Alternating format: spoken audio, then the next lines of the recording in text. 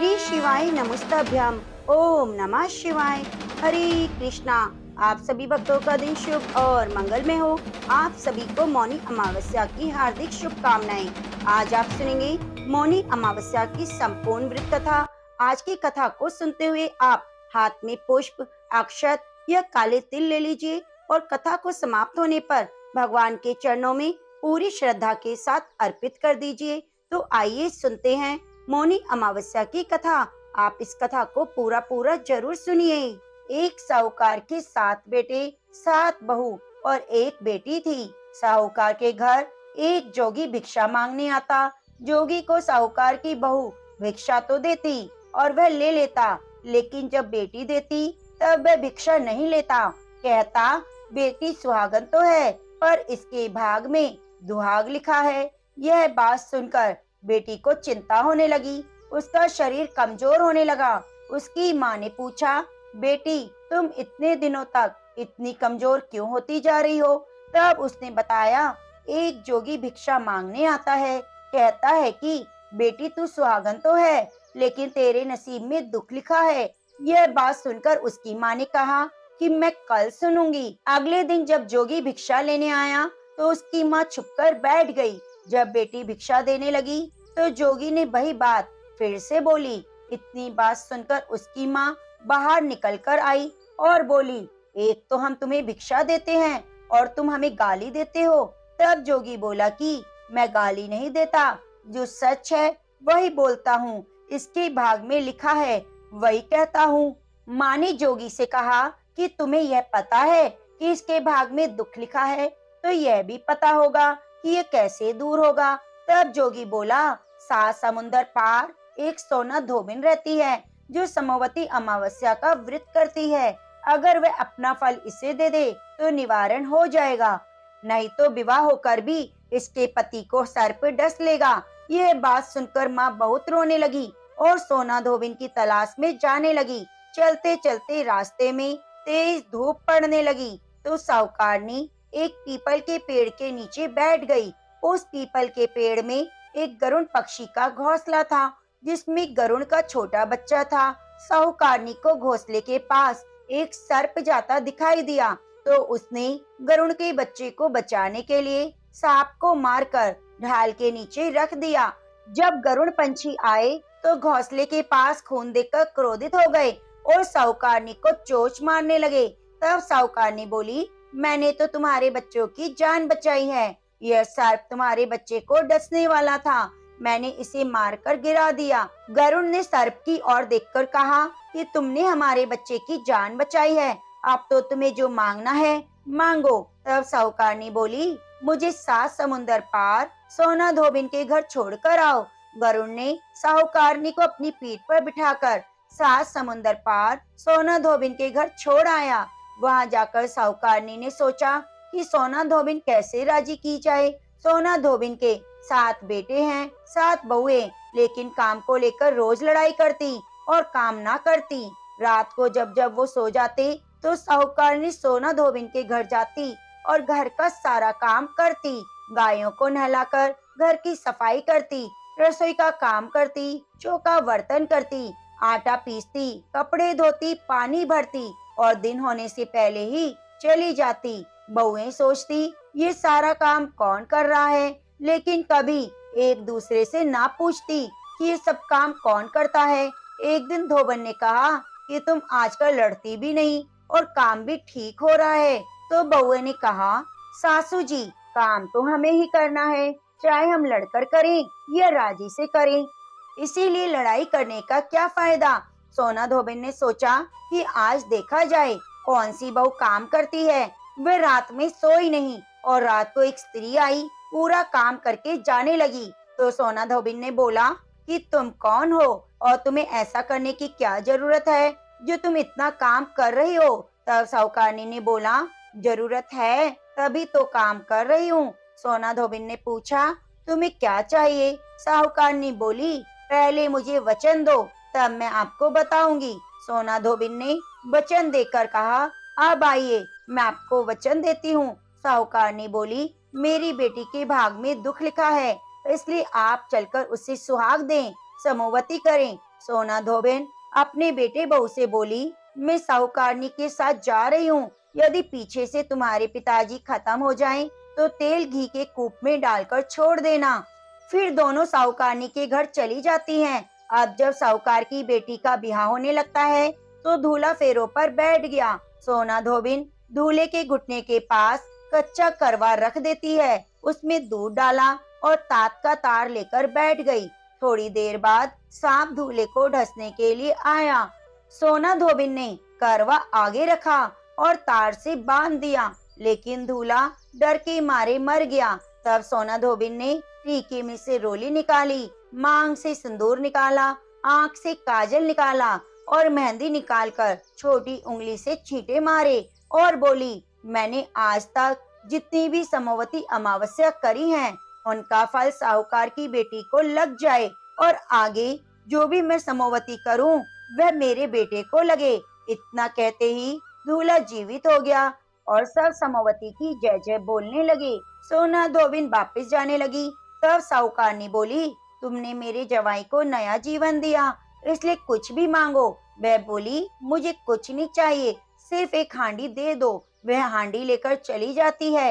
रास्ते में समवती आती है तो हांडी की 108 परिक्रमा लगाकर पीपल के पेड़ के नीचे गाड़कर घर आ जाती है। घर आकर देखती है उसका पति मरा हुआ तेल और घी के कूप में पड़ा है। तब टीके में से रोली निकालती है, मांग से सिंदूर, आंख से काजल और मेहंदी निकालकर छोटी उंगली से छींटे दिए और बोली, मैंने जो रास्ते में समवती की, उसका फल मेरे पति को लगे। इतना कहते ही उसका पति उठकर बैठ गया और घर का ज्योतिष आया और बोला कि जजमान, समवती अमावस्या को मेरे लिए क्या दक्षिणा है। सोना धोबिन बोली, मुझे तो समवती रास्ते में आई तो कुछ भी नहीं किया, जो कुछ किया पीपल के नीचे गाड़ दिया। ब्राह्मण ने जाकर खोद कर देखा तो 108 और 13 सोने के चक्कर मिले। ब्राह्मण सबको घर ले आया और बोला, ऐसी फेरी की है, और मुझे बोल दिया कि कुछ भी नहीं किया। सोना धोबिन बोली, यह तो तुम्हारे भाग से हुआ, इसलिए इसे तुम ले जाओ। ब्राह्मण बोला, मेरा तो इसमें चौथी पाती है, बाकी आपका मन हो उसे दे दो। सारी नगरी में बोल दिया कि सभी अमावस्या का व्रत करें। हे अमावस्या माता, जैसे आपने साहूकार की बेटी को सुहाग दिया, वैसे सबको देना। अमावस्या की कहानी कहने सुनने वाले को देना। तो प्रेम से बोलिए, गौरी शंकर भगवान की जय। आप इन कथाओं को बड़ी ही श्रद्धा और प्रसन्नचित मन से पूरा अवश्य सुनिए। एक समय की बात है, वनवास के दौरान भगवान राम, लक्ष्मण और सीता सहित माल्य पक्ष के दौरान श्राद्ध करने के लिए गया धाम पहुंच गए। गया धाम पितरों के तर्पण के लिए एक ऐसी जगह है जहां माता सीता ने अपने ससुर राजा दशरथ का पिंडदान किया था। ऐसा माना जाता है, इस स्थान पर पिंडदान करने से पितरों की आत्मा की शांति के साथ साथ स्वयं पितरों के ऋण से भी मुक्ति मिल जाती है। श्राद्ध के लिए सामग्री जुटाने के लिए भगवान राम और लक्ष्मण नगर की ओर चले थे। उसी दौरान माता सीता ने दशरथ का पिंडदान किया था। एक पौराणिक कथा के अनुसार राजा दशरथ की मृत्यु के बाद भरत और शत्रुघ्न ने अंतिम संस्कार की हर विधि को पूरा किया, परंतु राजा दशरथ को सबसे ज्यादा प्यारे अपने पुत्र श्री राम थे। इसीलिए अंतिम संस्कार के बाद उनकी चिता की बची हुई राख उड़ते उड़ते गया के फल्गुन नदी के पास पहुंची। उस समय भगवान राम और लक्ष्मण वहां मौजूद नहीं थे। तभी सीता जी को राजा दशरथ की छवि दिखाई दी। राजा दशरथ की आत्मा ने सीता जी से अपने पास समय कम होने की बात कहते हुए अपने पिंडदान करने की विनती की। सीता माता ने राजा दशरथ की राख मिली हुई बालू को अपने हाथ में उठा लिया। वहां मौजूद एक ब्राह्मण फल्गुन नदी, गाय तुलसी, अक्षय वट और केतकी को पिंडदान का साक्षी बनाया। राजा दशरथ को पिंडदान किया। राजा दशरथ ने भी पिंडदान स्वीकार कर लिया। थोड़ी देर बाद भगवान राम और लक्ष्मण वहां पहुंचे। तब सीता माता की इस बात पर श्री राम को यकीन नहीं हुआ। इसके बाद भगवान राम को क्रोधित देखकर ब्राह्मण, फल्गुन नदी, गाय, केतकी ने झूठ बोलते हुए कि इस बात से इनकार कर दिया। जबकि अक्षय वट ने सच बोलते हुए सीता माता का साथ दिया। ऐसे में सीता माता ने क्रोधित होकर चारों जीवों को श्राप दे दिया। फल्गु नदी को श्राप दिया कि वे जल से विहीन रहे, तुम सिर्फ नाम की नदी बनकर ही रहोगी। केतकी को श्राप दिया कि तुम्हारा फूल किसी भी पूजा में काम नहीं आएगा, इसीलिए केतकी का फूल पूजा पाठ में चढ़ाना वर्जित है। गाय और ब्राह्मण को श्राद्ध में पुनः साक्षी बनने का श्राप दिया। अक्षय वट को वरदान दिया कि तुम्हारी आयु दीर्घायु होगी। तो प्रेम से बोलिए अमावस्या माता की जय। प्रिय भक्तजनों, अमावस्या के दिन पीपल और बट वृक्ष की पूजा करने से अमर सुहाग की प्राप्ति होती है और घर में धन लक्ष्मी के भंडारे भरते हैं। हे अमावस्या माता, आप सभी की रक्षा करना। इस कथा को कहने सुनने और हुंकारा भरने वाले सभी भक्तों के घर में धन धान्य की भंडार भरना, सभी की रक्षा करना। प्रेम से बोलिए अमावस्या माता की जय।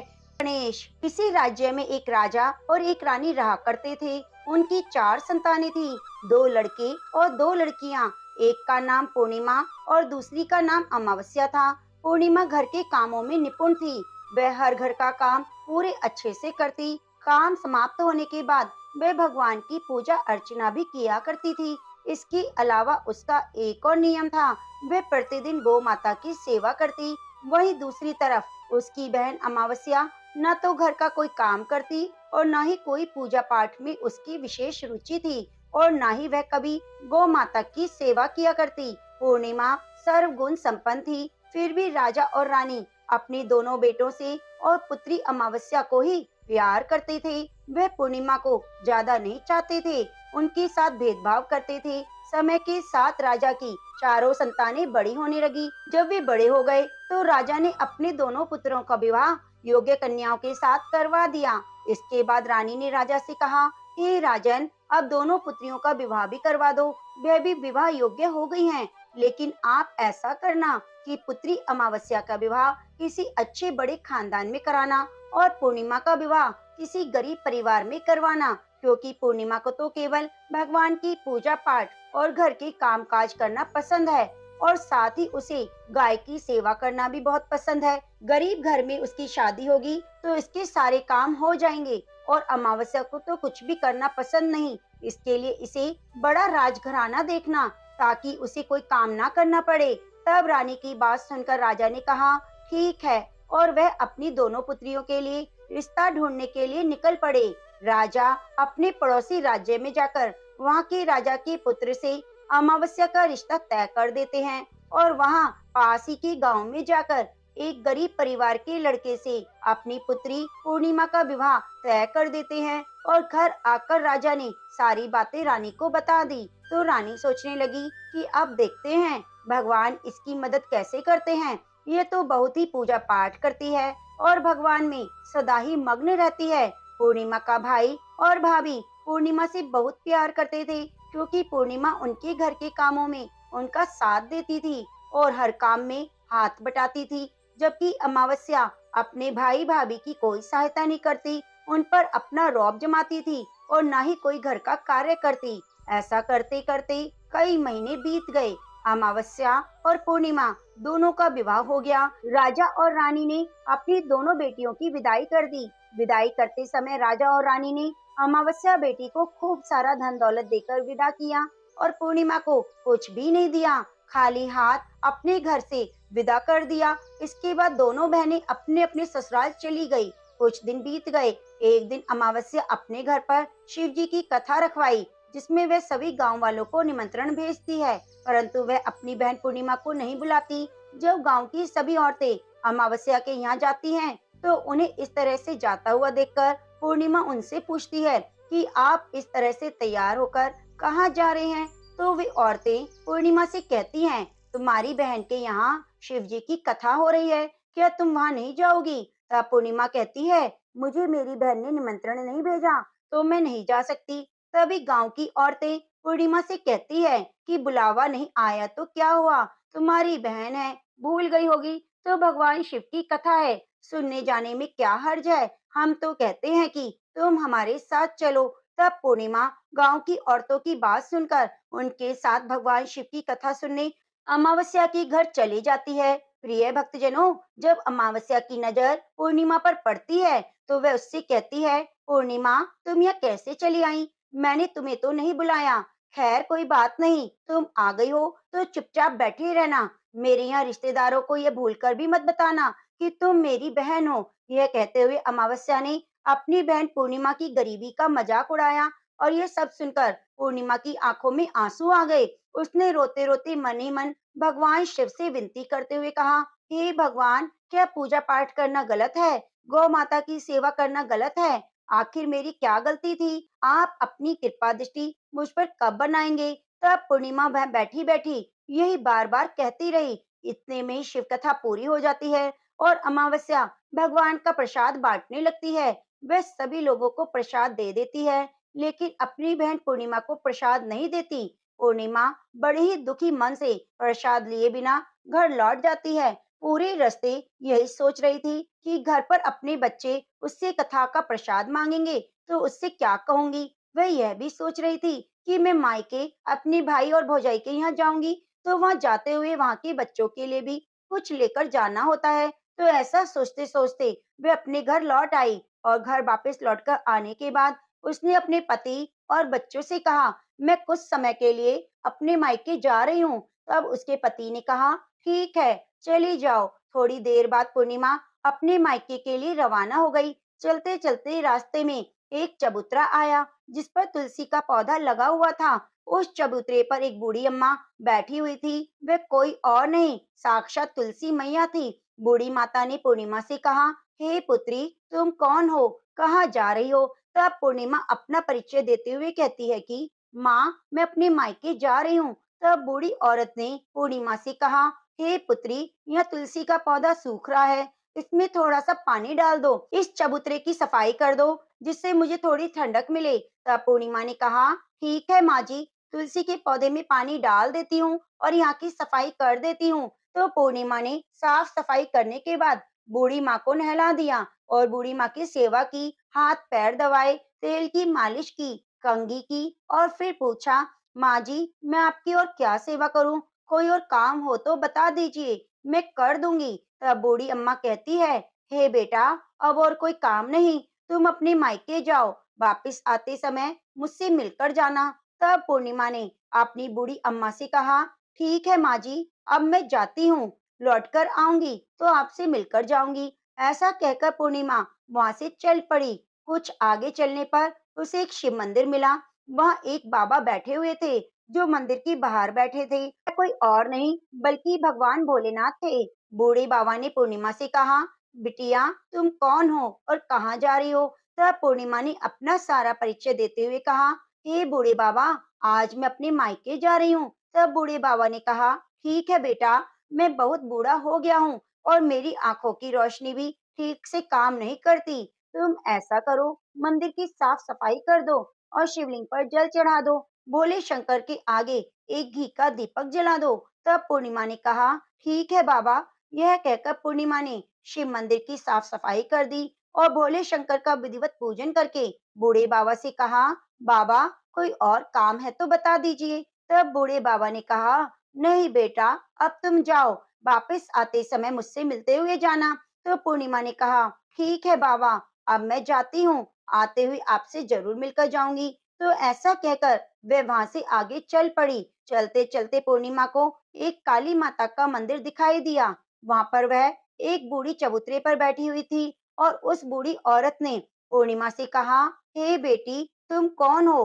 कहाँ जा रही हो? तो पूर्णिमा ने उस बूढ़ी औरत को भी अपना सारा परिचय बता दिया और बताया, मैं अपने मायके जा रही हूँ। वह बूढ़ी औरत यह सुनकर बोलती है कि बेटी, अच्छी बात है, लेकिन तुम ऐसा करो, यहाँ पर पूजा पाठ करने के लिए सभी आते हैं, लेकिन मंदिर की साफ सफाई कोई नहीं करता, इसलिए तुम मंदिर की सफाई कर दो और चबूतरे की भी साफ सफाई कर दो। तो पूर्णिमा ने कहा, ठीक है माँ जी। ऐसा कहकर पूर्णिमा ने पूरे मंदिर की और चबूतरे की सफाई कर दी और पूजा पाठ भी किया। बूढ़ी माता का श्रृंगार भी कर दिया। बूढ़ी माँ के पैर दबाए और कहती है, माँ जी, सारा काम हो गया, अगर मेरे लायक कोई और काम हो तो मुझे बताइए, उसे भी मैं कर देती हूँ। तब बूढ़ी अम्मा कहती है, नहीं बेटी, अब तुम जाओ, लेकिन मायके से आते समय मुझसे मिलकर जाना। फिर पूर्णिमा कहती है, ठीक है माँ जी। वे आगे चल पड़ी। चलते चलते नदी आती है। वहां पर भी एक बूढ़ी अम्मा बैठी हुई थी। वह उससे कहती है, बेटी तुम कौन हो, कहाँ से आई हो और कहाँ जा रही हो? तब पूर्णिमा उस बूढ़ी औरत को भी अपना पूरा परिचय देते हुए बताती है, अम्मा मैं मायके जा रही हूँ। तो बूढ़ी औरत पूर्णिमा से कहती है, बेटा यह तो अच्छी बात है, नदी पर स्नान करने तो सभी लोग आते हैं, लेकिन कोई साफ सफाई नहीं करता। तुम ऐसा करो, नदी के किनारे पर साफ सफाई कर दो। पूर्णिमा कहती है, ठीक है माँ जी, और साफ सफाई में लग जाती है। साफ सफाई करने के बाद बूढ़ी माँ के पैर दबाती है और कहती है, माँ जी कोई और काम है तो बताइए। बूढ़ी औरत कहती है, नहीं बेटा, अब तुम जाओ और अपने मायके से लौट कर आओ तो मुझसे मिलते हुए जाना। इस नाव में बैठकर नदी के दूसरे किनारे पर पहुंच जाओ। ये कहते हुए बूढ़ी अम्मा एक नाव की तरफ इशारा करती है, तो पूर्णिमा उस नाव में बैठकर नदी के दूसरे पार चली जाती है और वहां से अपने मायके पहुंच जाती है।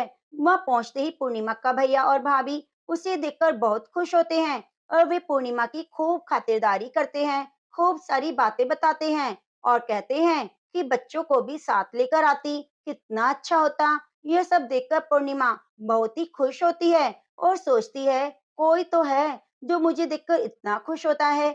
इस तरह पूर्णिमा ने अपने मायके में कुछ दिन बड़ी हंसी खुशी के साथ बिताए और फिर अपने भैया भाभी से कहा, मैं अपने ससुराल वापस जाना चाहती हूँ। तो उसकी भाभी ने उसके लिए बहुत ही सुंदर साड़ी दी, बच्चों के लिए थैला भरकर कपड़े, मिठाई और खिलौने दिए और साथ ही खाने पीने का सामान भी दिया और कहा, तुम तो बहुत ही दिनों के बाद आती हो, अब की बार बहुत जल्दी हमसे मिलने आना। यह कहते हुए पूर्णिमा की भाभी ने पूर्णिमा के हाथ में वह थैला दे दिया और बड़ी हंसी खुशी से उसे विदा किया। इस तरह पूर्णिमा अपने ससुराल के लिए रवाना हो गई और उसी नदी के किनारे पहुंची और नाव में बैठकर दूसरे किनारे पर उतर गई। वहां उतरने के बाद उसे वही बूढ़ी अम्मा मिली जो साक्षात गंगा मैया थी। उस बूढ़ी अम्मा ने पूर्णिमा को एक थैला दिया और कहा, इसे घर ले जाकर खोलना। अब पूर्णिमा के पास दो थैले हो गए, एक तो उसकी भाभी ने दिया था, दूसरा गंगा मैया ने। उन दोनों थैलों को लेकर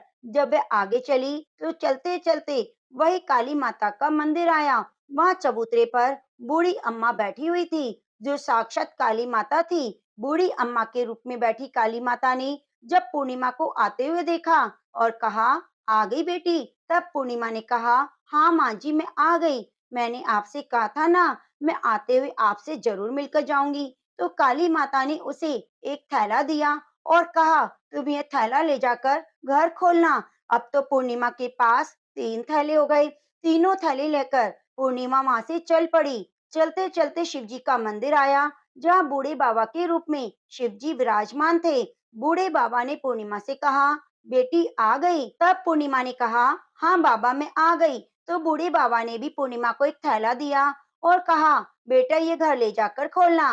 तो पूर्णिमा ने कहा, ठीक है बाबा। यह कहकर पूर्णिमा वहां से चल पड़ी। अब पूर्णिमा के पास चार थैले हो गए और पूर्णिमा चारों थैलों को एक साथ कैसे लेकर जाती? तो उसने अपनी एक पुरानी साड़ी निकाली और सारे थैलों को उस साड़ी में बांध लिया, एक गठरी बनाकर सिर पर रख लिया और रवाना हो गई। चलते चलते उसे फिर से रास्ते में तुलसी माता बूढ़ी अम्मा के रूप में मिलती है। उससे कहती है, पूर्णिमा तुम आ गई। तब पूर्णिमा कहती है, हाँ माँ जी मैं आ गई, मैंने आपसे कहा था ना, मैं आते हुए आपसे जरूर मिलकर जाऊंगी। तो बूढ़ी अम्मा कहती है, बेटा मैं तो तेरी राह देख रही थी, न जाने कितने दिन हो गए तुम्हें गए हुए, तुमने अच्छा किया जो मुझसे मिलने आ गई। यह कहते हुए बूढ़ी अम्मा ने उसे एक थैला दे दिया और कहा, ये घर लेकर जाओ और घर पर ही खोलना। तब पूर्णिमा ने कहा, ठीक है माँ जी, आपने जैसा कहा वैसा ही करूंगी। ये कहते हुए वह पूर्णिमा पांचों थैले लेकर रवाना हो गई। अब एक गठरी सिर पर और एक थैला हाथ में ले लिया। जैसे ही वे अपने ससुराल पहुंचती है तो उसे देखकर बच्चे बहुत खुश हुए और कहते हैं, माँ माँ आप मामा के यहाँ से क्या लेकर आई, हमें जल्दी दिखाओ, हमें तो लगता है खूब सारा सामान लेकर आई हो। अब की बार मामा ने हमारे खाने के लिए क्या भेजा है, जल्दी से दिखाओ। तो पूर्णिमा कहती है, बेटा सबर रखो। यह कहते हुए पूर्णिमा अपने सिर पर से गठरी को नीचे रखती है और खोलकर सबसे पहले मायके का थैला देखती है। तो बच्चों के लिए अच्छे अच्छे कपड़े, खाने पीने का सामान, खेलने के लिए खिलौने और गहने रखे हुए थे। उसे देखकर मैं मन ही मन बहुत खुश होती है और अपने भैया भाभी को खूब आशीष देती है। फिर पूर्णिमा कपड़े अपने बच्चों को दे देती है और खाने पीने की चीजें भी बच्चों को देकर अपने बच्चों का चेहरा निहारने लगती है। अपने बच्चों के जीवन में पहली बार इतना सब कुछ सामान देकर वे बहुत ही खुश थे। इसके बाद पूर्णिमा ने दूसरा थैला खोला जो गंगा मैया ने दिया था। उसमें ढेर सारे जवाहरात, सोने चांदी थे। उसके बाद पूर्णिमा ने तीसरा थैला खोला तो उसे काली माता ने दिया था। उसमें 16 श्रृंगार का सामान भरा हुआ था। यह देखकर पूर्णिमा बहुत खुश हुई। फिर उसने चौथा थैला खोला जो भोले शंकर ने दिया था। वह धन संपत्ति से भरा हुआ था और बहुत सारी खुशियां भरी हुई थी। इसके बाद पूर्णिमा ने पांचवा थैला खोला जो तुलसी मैया ने दिया था। उसमें दाल चावल और खाने की चीजें भरी हुई थी। अब पूर्णिमा के घर में किसी भी प्रकार की कोई कमी नहीं थी। उसका घर धन धान्य से भर गया, परिपूर्ण हो गया। पूर्णिमा और उसका परिवार सुखपूर्वक जीवन व्यतीत करने लगा। तो पूर्णिमा के मन में एक दिन विचार आया, क्यों ना मैं शिव जी की कथा करवाऊं। उसने भी शिव जी की कथा का एक कार्यक्रम रखा और पूरे गांव वालों को निमंत्रण दिया। घर घर जाकर सभी लोगों को बुलावा देकर आई। पूर्णिमा अपनी बहन अमावस्या के घर भी गई और शिव जी की कथा सुनने के लिए न्योता दिया।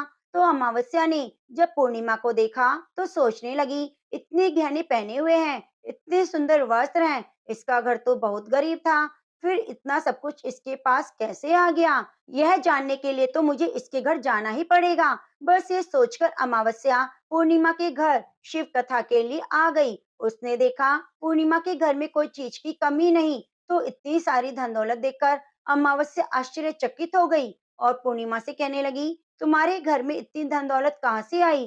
तब पूर्णिमा ने कहा, देखो बहन, तुमने शिव जी की कथा में मुझे नहीं बुलाया, फिर भी मैं चली आई। तुमने मुझे प्रसाद तक नहीं दिया और मेरी गरीबी का मजाक उड़ाया। उसके बाद मैं अपने घर आ गई और घर आते हुए मन में सोच रही थी कि मैं अपने भाई के यहाँ जाऊंगी और बच्चों के लिए कुछ लेकर आऊंगी। तुमने तो मेरे बच्चों के लिए प्रसाद तक नहीं दिया, इसलिए मैं तुम्हारे यहाँ से जाते ही मायके चली गई। और ये कहते हुए पूर्णिमा ने जो भी घटना घटित हुई वे सारी की सारी अमावस्या को सुना दी। तो ये सारी बातें सुनने के बाद अमावस्या कहती है, बहन मुझे प्रसाद मत देना, मुझे खूब डांट लगाओ। तो पूर्णिमा कहती है, ये तो भगवान का प्रसाद है, मैं तो सबको दूंगी और तुम्हें भी दूंगी। इतना कहने पर भी अमावस्या ने प्रसाद नहीं लिया और बिना प्रसाद के ही सीधी अपने घर चली गई और घर जाकर अपने बच्चों और पति से कहने लगी, मैं मायके जा रही हूँ। तो उसके पति ने कहा, कोई बात नहीं, कुछ दिन रुककर चली जाना, अभी मुझे कोई काम है। तब अमावस्या ने अपने पति की एक भी बात नहीं सुनी और अपने मायके जाने के लिए तैयार हो गई। जैसे ही मायके जा रही थी तो रास्ते में तुलसी माता चबूतरे पर बैठी हुई बूढ़ी माता के रूप में मिलती है। बूढ़ी माता ने अमावस्या से कहा, बेटी तुम कौन हो, कहाँ जा रही हो? अमावस्या ने कहा, मैं अपने मायके जा रही हूँ। तब बूढ़ी माँ बोली, बेटा ये अच्छी बात है, तुम ऐसा करो, तुलसी का पौधा सूख रहा है, थोड़ा पानी डाल दो, चबूतरे की सफाई कर दो। बूढ़ी अम्मा के इतना कहते ही अमावस्या ने गुस्से में आकर कहा, हे बुढ़िया, तुम्हें दिखाई नहीं देता, मैंने इतनी महंगी साड़ी पहन रखी है, साफ सफाई करूंगी तो ये गंदी हो जाएगी और यहाँ आसपास पानी भी नहीं है, मैं कहाँ से लाकर पानी डालूं? तुम्हारे और तो कोई काम नहीं, तुम ही ऐसा करो, आसपास कहीं पर पानी होगा और लाकर पौधे में डाल देना। ऐसा कहकर अमावस्या वहां से चल पड़ी। चलते चलते शिव मंदिर आया। वहां भगवान शिव बूढ़े बाबा का रूप धारण कर कर बैठे हुए थे। बूढ़े बाबा ने उसे देखते ही पूछा, बेटा तुम कहाँ जा रही हो? तो अमावस्या ने कहा, अपने मायके जा रही हूँ। तो बूढ़े बाबा ने कहा, बेटा मंदिर की साफ सफाई कर दो और भोले शंकर की पूजा कर दो, आजकल मुझे थोड़ा कम दिखाई देता है। तो बूढ़े बाबा की साफ सफाई वाली बात सुनकर अमावस्या को गुस्सा आ गया और वह गुस्से से मना करते हुए वहां से आगे चल पड़ी। चलते चलते काली माता का मंदिर आया। वहां पर काली माता बूढ़ी माँ के रूप में बैठी हुई थी। तो अमावस्या को देखते ही काली माता ने पूछा, बेटी तुम कौन हो और कहाँ जा रही हो? तब अमावस्या ने कहा, मैं अपने मायके जा रही हूँ। बूढ़ी माँ बोली, बेटी तुम मेरे काम कर दो, इस मंदिर में पूजा पाठ करने सभी लोग आते हैं लेकिन कोई भी साफ सफाई नहीं करता। तुम मंदिर की साफ सफाई कर दो। अब तो अमावस्या इस बात पर भड़क पड़ी और कहने लगी, ना तो मैं तुम्हारे मंदिर में पूजा पाठ करने आती और ना ही सफाई करूंगी। तुम मुझसे क्यों कह रही हो? इससे अच्छा तो तुम खुद ही सफाई कर लो, तुम्हारे पास तो कोई काम नहीं। और ऐसा कहकर वे वहां से आगे चल पड़ी। फिर वह उसी नदी पर आई। उसी नदी के किनारे एक बूढ़ी माँ बैठी हुई थी। देखकर बोली, बेटा कहाँ जा रही हो? कौन हो? कहाँ जा रही हो? तो वह बोली, माँ जी मैं अपने मायके जा रही हूँ। तो बूढ़ी अम्मा ने कहा, बेटा ये तो अच्छी बात है। तुम एक काम करो, गंगा नदी में स्नान करने तो सभी आते हैं, पर कोई साफ सफाई नहीं करता। तुम ऐसा करो, यहाँ की साफ सफाई कर दो।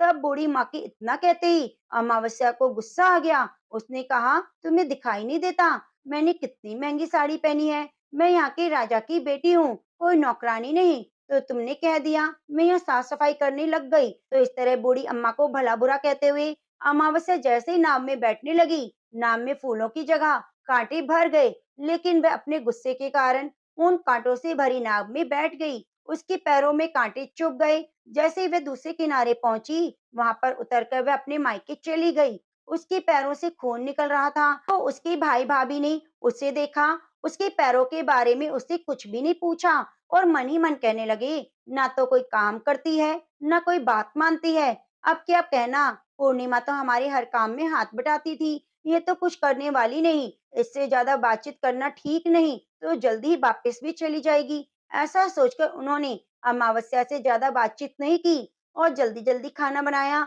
और खा पी कर सो गए। अमावस्या जब सुबह जल्दी उठी तो उसने अपनी भाभीयों से कहा, भाभी मैं ससुराल वापस जा रही हूँ।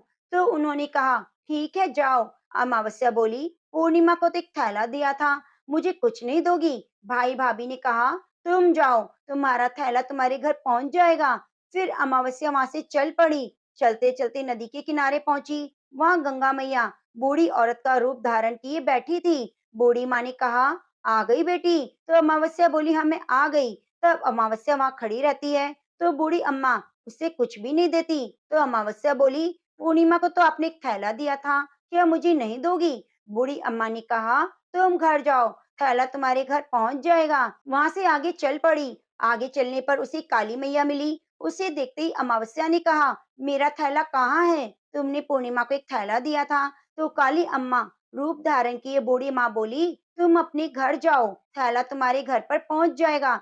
यह सुनकर अमावस्या वहां से आगे चल पड़ी। चलते चलते रास्ते में वही शिव मंदिर आया। वहां पर भोले शंकर बूढ़े आदमी का रूप धारण किए बैठे थे। उसे देखते ही अमावस्या बोली, मेरा थैला कहाँ है? तो बूढ़े बाबा ने कहा, तुम घर जाओ, तुम्हारा थैला तुम्हारे घर पहुंच जाएगा। तो अमावस्या वहां से आगे चल पड़ी। चलते चलते उसे तुलसी माता बूढ़ी अम्मा का रूप धारण किए हुए बैठी हुई मिली। अमावस्या को देखते ही बोली, आ गई बेटी?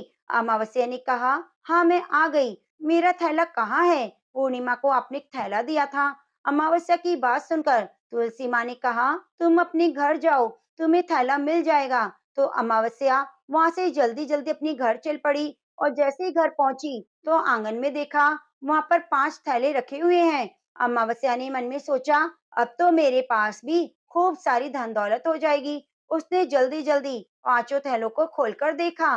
किसी में मिट्टी भरी थी, किसी में पत्थर रखे हुए थे, किसी में कोयला था। मायके वाला थैला बिल्कुल खाली था। तो इस तरह थैलों को खोलकर देखकर अमावस्या को बहुत गुस्सा आया और वह दौड़ती दौड़ती पूर्णिमा के घर गई और कहने लगी, तुम्हें तो सब कुछ मिला, मुझे कुछ नहीं मिला। तुम मुझसे झूठ क्यों बोली?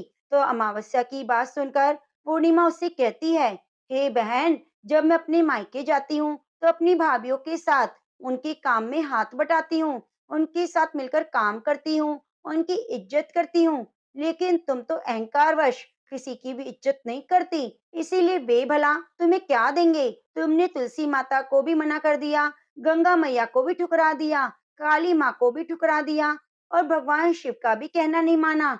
इसलिए उन्होंने तुम्हें कुछ भी नहीं दिया। मैंने उनका सब कहा हुआ काम किया, बड़ी श्रद्धा भाव से किया, इसलिए सब कुछ मुझे प्राप्त हुआ। यह सब मुझे पूजा भक्ति से मिला है। तो ये सुनकर अमावस्या कहती है, बहन मुझे माफ कर दो, मैंने तुम पर हमेशा अत्याचार किया। माँ ने भी हमेशा हम दोनों के बीच में भेदभाव रखा था। आज मेरी आंखें खुल गई, मुझे कुछ नहीं मिला, कोई बात नहीं, पर मैं भगवान की भक्ति करना चाहती हूँ और भगवान की भक्ति करके सब कुछ प्राप्त कर लूंगी। इन सब चीजों का रहस्य बताओ। तो पूर्णिमा कहने लगी, तुम 3 सूत्र का ज्ञान दो, उसकी कथा करना। पहले सूत्र में दया मांगना, दूसरे सूत्र में कथा मांगना, तीसरे सूत्र में 108 बार ओम नमः शिवाय का जप करना।